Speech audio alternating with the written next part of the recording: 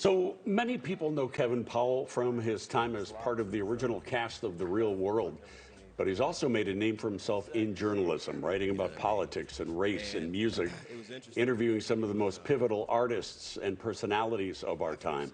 His new book is called The Kevin Powell Reader, Essential Writings and Conversations, and it comes just in time for the 50th anniversary of hip-hop. It's a real pleasure to have you here today. Thanks for being here.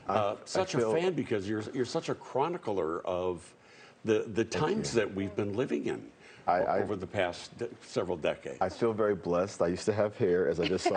Right with you, Kevin. Right with you. Look at you two. Both look good no matter what. I've joked that I feel like the Forrest Gump of pop culture in America because I literally have, from The Real World, MTV, to writing about Kendrick Lamar, Stacey Abrams, Kerry Washington, a bunch of people. So I'm just honored to be here. I'm glad to be back in Chicago, after COVID, because I haven't been here in a few years, so it's good to be back. We're happy to see you here. When did you, was there a point at which you went from being a fan of pop culture to the chronicler of it? Sort of the, keeper of the official register of what's been going on? I'll confess. It started when John Travolta was in Saturday Night Fever in Greece. I just worshipped him as a kid, and I followed everything he did through the disco era, through the birth of hip hop, the explosion of the 1980s, and I didn't realize what I was doing. I was one of those kids who watched the Oscars every year, the Grammys every year, and little did I know I'd be writing about it. It kind of happened. I wanted to be an investigative news journalist. I wanted to be like Woodward and Bernstein from the Washington Post. I wanted to find my Watergate and expose that.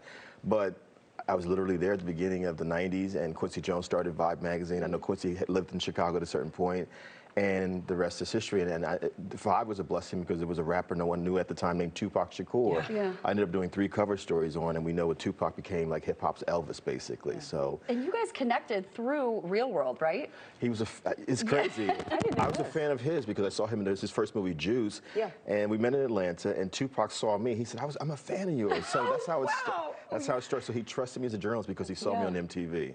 That's how it happened. I want to ask you about the Grammys with the 50th anniversary of hip-hop and that celebration of hip-hop, which was so neat for so many people to see the evolution of hip-hop and all these different groups that originated this genre of music.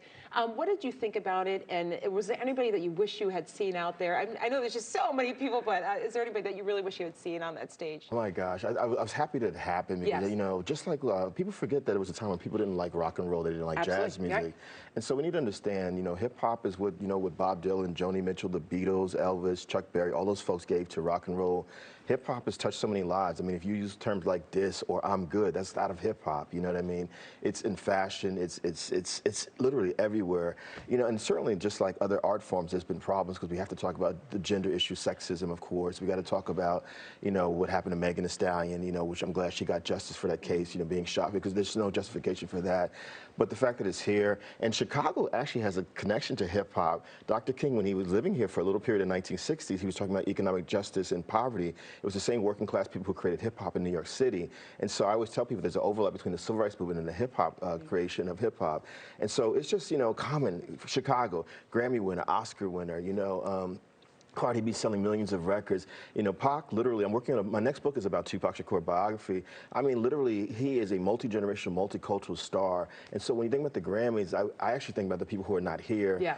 I wish some of them were here because people are actually, like when I was a kid, when John Lennon died, when Marvin Gaye died, you're like, wow, these people are young. Now you realize, okay, this is what my mother felt when folks died. And so I just think, it was a lot of emotions, but 50 years is incredible. I never would have thought it'd be 50 years, Is it possible for you to pick who are the 3 most influential hip-hop artists? Tupac obviously has Definitely to be. Tupac Shakur. My gosh, after that, I'm going to get in trouble.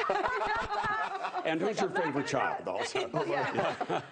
I'm going to say Tupac and Tupac and Tupac for so many reasons. You heard it here. Kevin, thank you so much for joining us. Kevin is actually going to be at Trinity United Church of Christ tonight for a sit-down conversation about his life and career with Reverend Otis Moss III. That is going on at 7 o'clock. You can find all those details at trinitychicago.org. Kevin Powell, thanks so much. Thank you for having me. Thanks, Kevin.